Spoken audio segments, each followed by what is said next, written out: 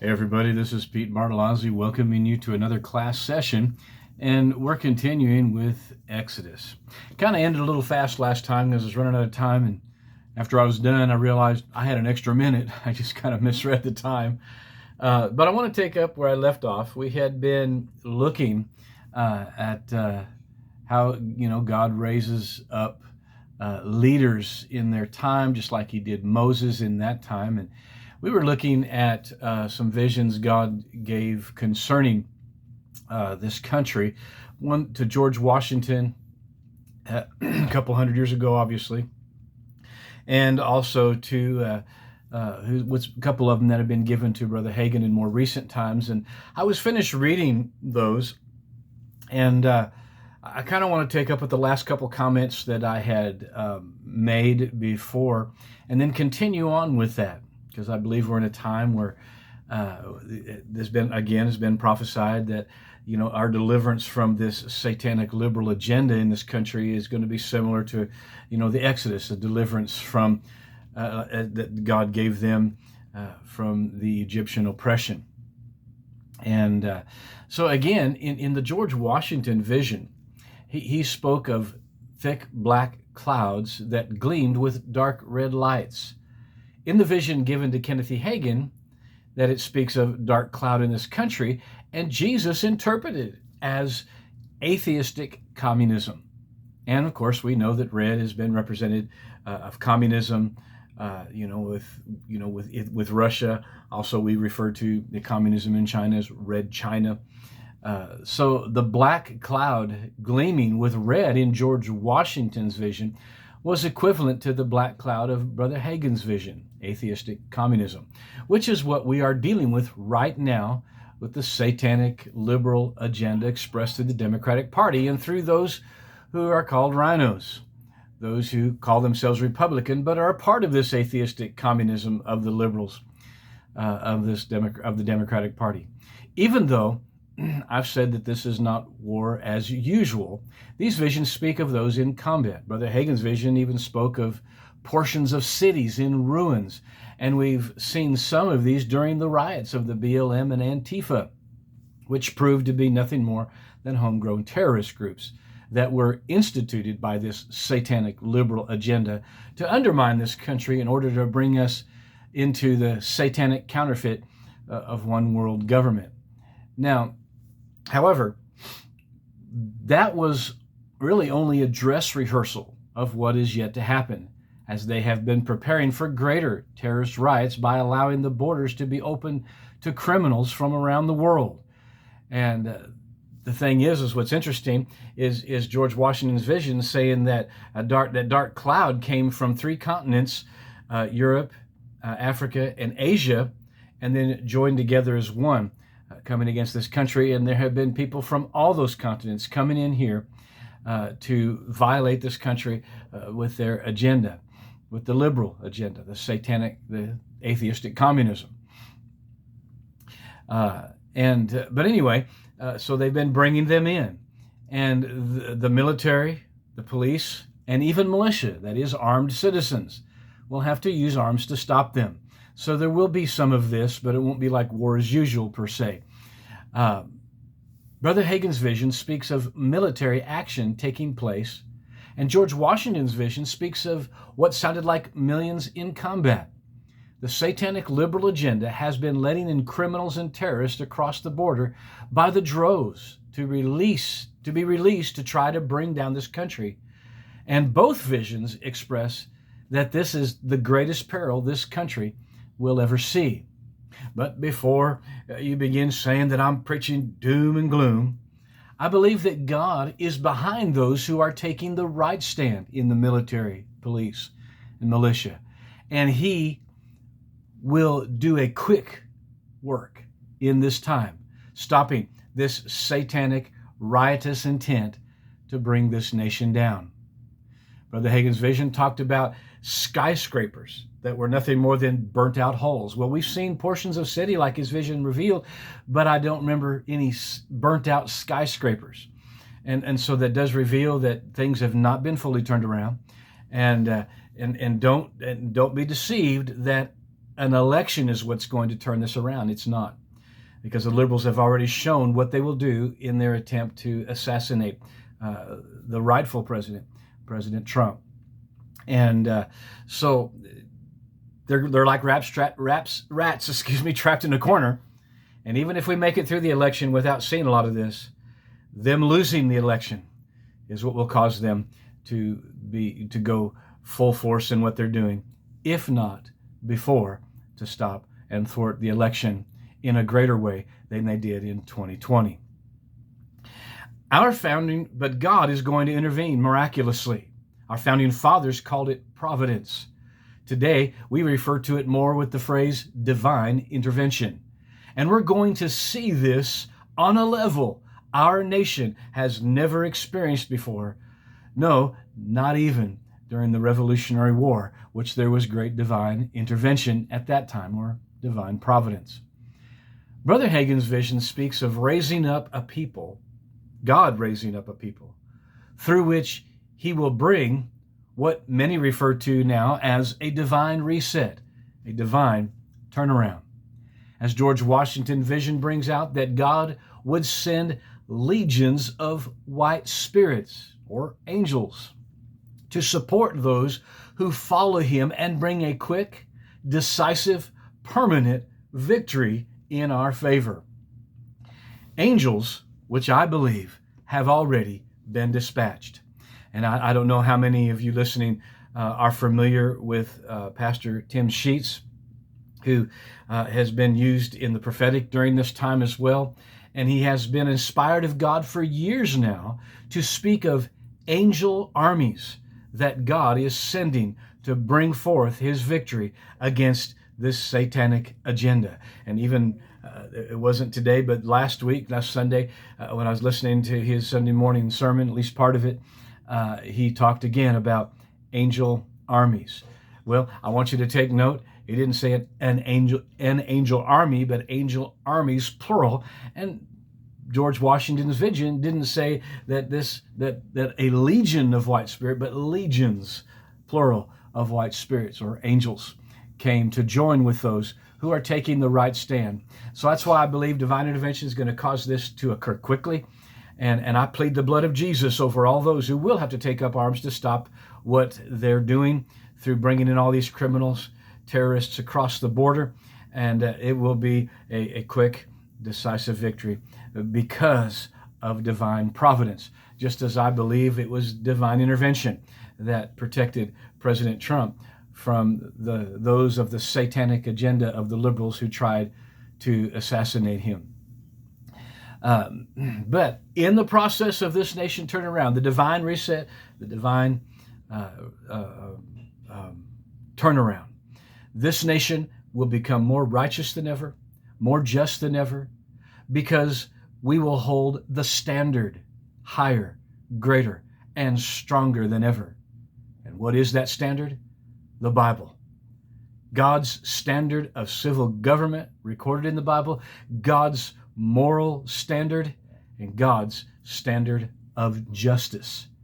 And because of all those who have, all that has been going on, and all those involved in trying to undermine this nation with that atheistic communism, we will see the death penalty for treason on a level this nation has never seen or ever will again.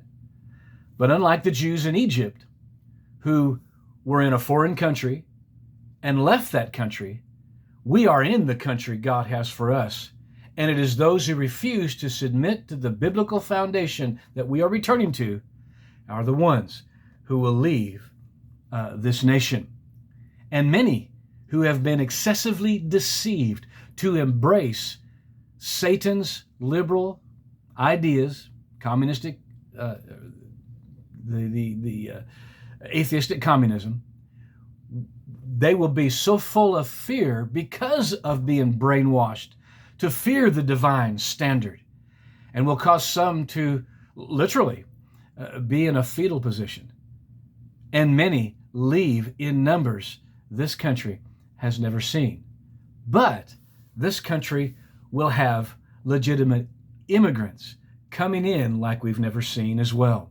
immigrants who will come through the proper process and embrace the godly foundation of this country, and who simply desire to be a part of the American dream and become upstanding citizens, as we say.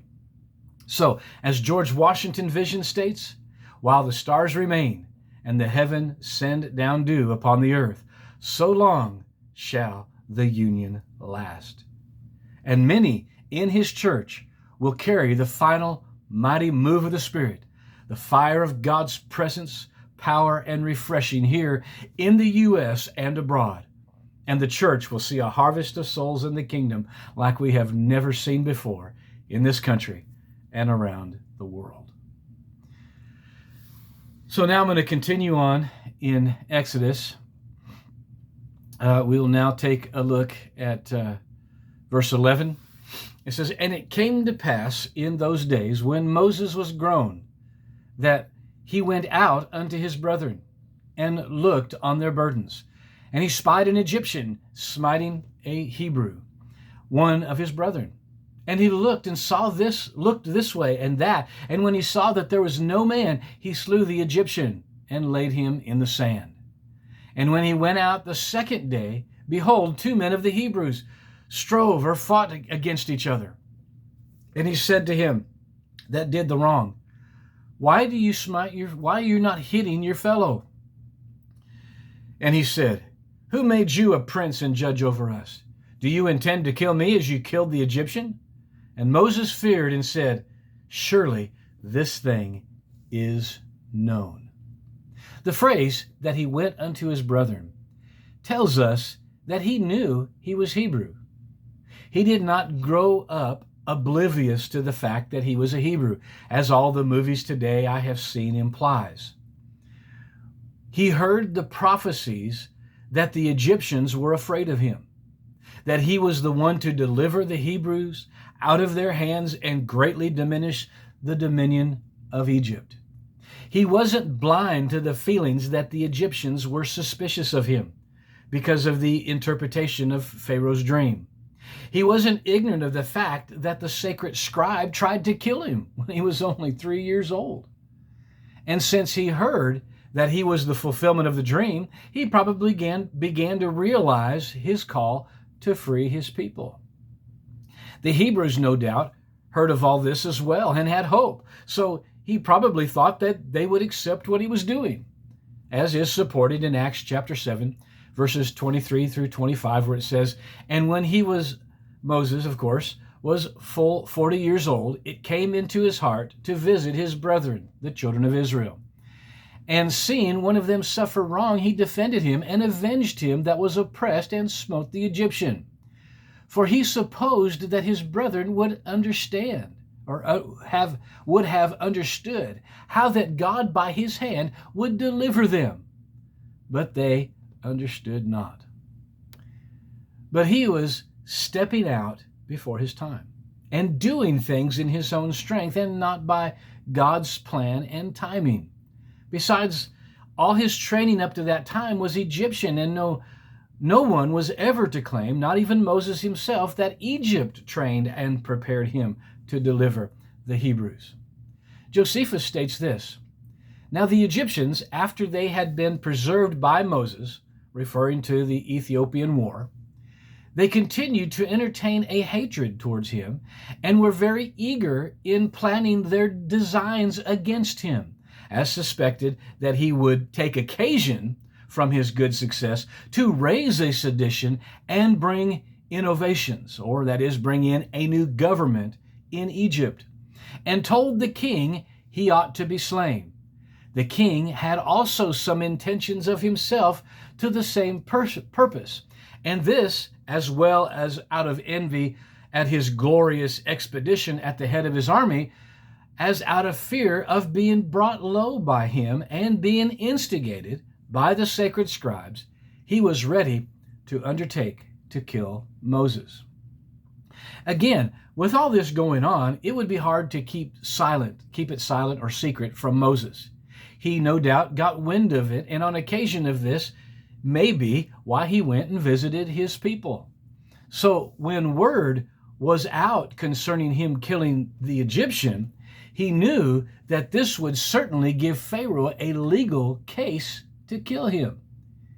Was killing the Egyptians, or the Egyptian, God's way of using him to lead his people to freedom? No. He was trying to do it in his own strength and probably thought that he could do it because of his victory over the Ethiopians as general of the Egyptian army. There have been some in ministry who try to fulfill their God-given purpose before it's time. And when it fails and doesn't go anywhere, some have given up thinking they missed God and thrown in the towel. But many ministers have gone through periods of preparation before God launches them out to fulfill their purpose. In the first 2 chapters of Galatians, Paul speaks of years of preparation before God had sent him out. And in the latter part of Galatians, he speaks of having taken a journey to Mount Sinai and declared that it was in Arabia as a part of seeking God for revelation, and no doubt seeking God concerning his call as well. But see, Paul, it says he went into the desert. He didn't seek the other apostles and things like that to learn from them, but he went out with Jesus. Now, that's not just kind of a side thought. That doesn't mean that's what we're all supposed to do. We don't go listen to. We're supposed to submit to a pastor, and if we don't, we're rejecting something that Jesus said in our lives. And so this isn't saying you walk away from everybody who's teaching the Bible and go out on your own. People like that usually get into gross error. Paul was an apostle, and not just any apostle. He was what is called a foundational apostle, to receive word from God that had not been previously known.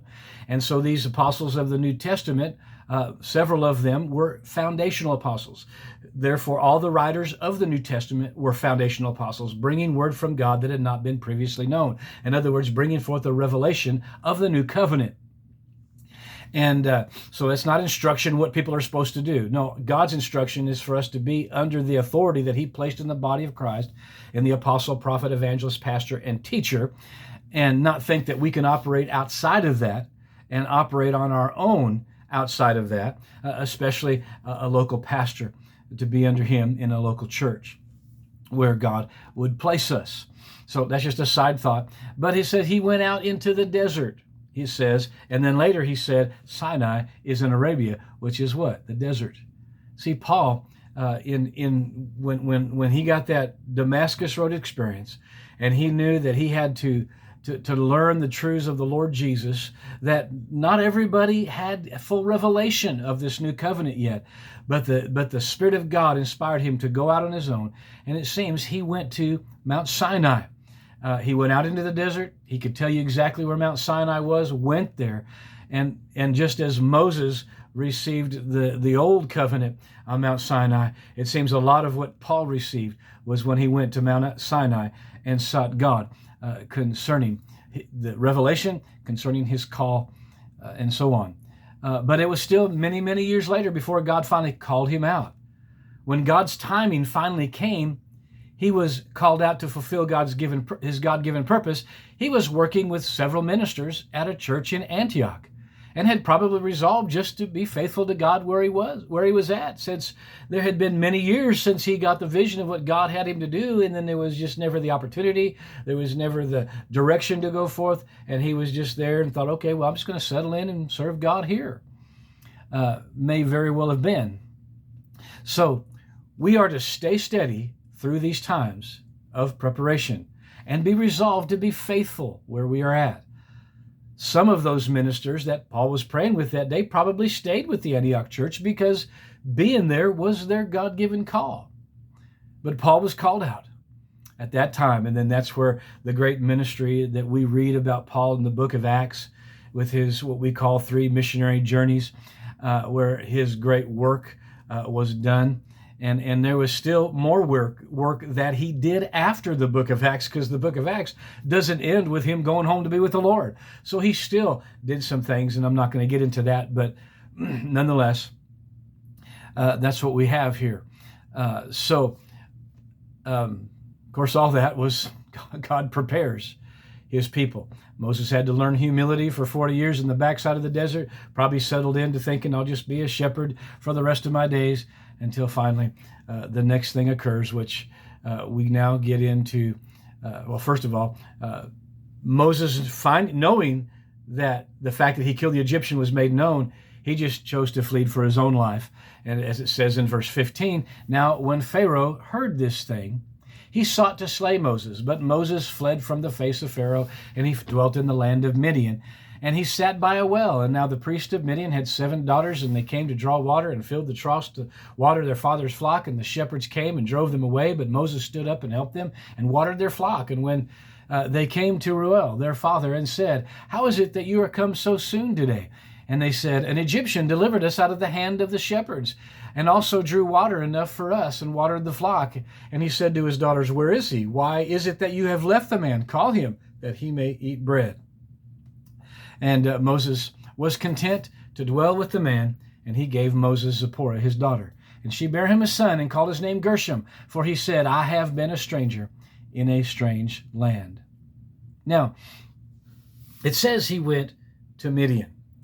And traditionally, Mount Sinai is down on the southern tip of what we today call the Sinai Peninsula because of believing Mount Sinai was there, but that is not the case. Midian, for those who clearly search it out, is not in the Sinai Peninsula, which was controlled by Egypt at the time. Even though it wasn't Egypt proper, it was an area controlled by Egypt for the most part, as it is today. But Midian is in Arabia. It's on the other side of the Red Sea, or what we today call the Gulf of Aqaba. But in that day, and looking through the biblical, looking at the Bible, and how what was called the Red Sea, Yom Suf in the Hebrew, that what we call the Gulf of Aqaba was considered part of the Red Sea back in those days, or part of that Yom Suf from the Hebrew, that we translate the Red Sea, and call it that today. Except you got the Gulf of Suez and the Gulf of Aqaba, but those were considered part of, because they're connected to the Red Sea, just branches of the Red Sea in that day. By the way, it's used in Scripture. Enough of that. So Midian is on the eastern coast of the Red Sea to the borders of Moab. And of course, the Midian is that northwest corner of Saudi Arabia. That's where the land of Midian is. That's where you will find Mount Sinai, where Moses had dwelt. Of course, Date goes on to say that Midian included the entire Arabian Peninsula. I don't know. I haven't seen any confirmation of that anywhere else, but I won't necessarily doubt it at that time, because Midian was a large area of land, and then there were different regions within the land of Midian. And Midian was the 4th son of Abraham and Keturah, Abraham's wife, his second wife, as the first couple verses of Genesis 25 brings out.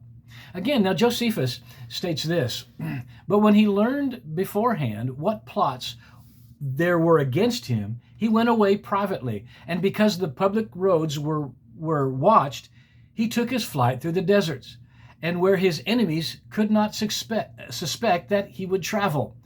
And though he was destitute of food, he went on, and despised that difficulty courageously. And when he came to the city Midian, which lay upon the Red Sea, he sat upon a certain well and rested himself there after his laborious journey and the affliction that he had been in. It's interesting to note that Josephus didn't say anything about killing the Egyptian as to why he had fled. So he went to Midian. So he fled from Egypt. He fled across what we call the Sinai Peninsula today into that northwestern part of modern-day Saudi Arabia, which was Midian. Even them in Saudi Arabia, they know what Midian is. They know it's that northwest corner of Saudi Arabia. They know it. And I don't remember his name, but there's a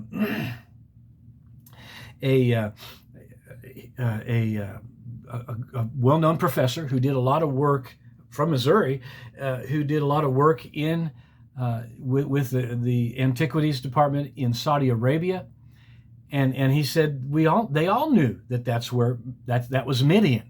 And then he said it takes some sort of tortured logic to try to put it somewhere else. Sinai is not in the Sinai Peninsula. It's on the other side of the Red Sea from the Sinai Peninsula. And I'm not going to get into more detail on that. The Red Sea crossing comes here a little bit later. And then, of course, this is still the Moses in Midian, and now at the end of chapter 2, and I forgot to mention we were in chapter 2 at the beginning of this, and but it just mentions how God heard the groanings and remembered his covenant with Abraham, with Isaac, and with Jacob. And so he looked upon the children of Israel and had respect unto them. Why? Because of covenant. This is a key point that we need to always carry throughout all this. God is acting on the behalf of Israel because of covenant with God. And we need to keep that in mind. I'll probably be bringing that back up more than once as we continue on in talking about the book of Exodus. So now we get to chapter 3, and chapter 3 begins the burning bush experience. So Moses had 40 years in Egypt, as it brought out in Acts, full 40 years. He went to visit his people, killed the Egyptian, then had to flee. And then we know that it was 40 years in the desert as a shepherd, working with the family he married into, Jethro, Ruel, his father. As it brings out here in verse 1 of chapter 3, it says, Now Moses kept the flock of Jethro, his father-in-law, the priest of Midian. And he led the flock to the backside of the desert and came to the mountain of God, even to Horeb. And the angel of the Lord appeared unto him in a flame of fire out of the midst of the bush. And he looked, and behold, the bush burned with fire, but the bush was not consumed. It was not burned up. And Moses said, I will now turn aside and see this great sight, why the bush is not burnt. And when the Lord saw, he turned aside to see. And God called out to him out of the bush and said, Moses, Moses. And he said, Here I am. And he said, Don't draw close.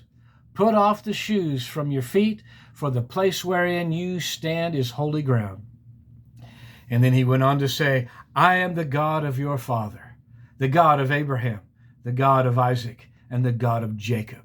And Moses hid his face, for he was afraid to look upon God. And this really brings us to the end of our time. I am looking at it right this time. So we'll take up with the burning bush experience with Moses. So I'm thanking you for listening in and sitting in on another class session.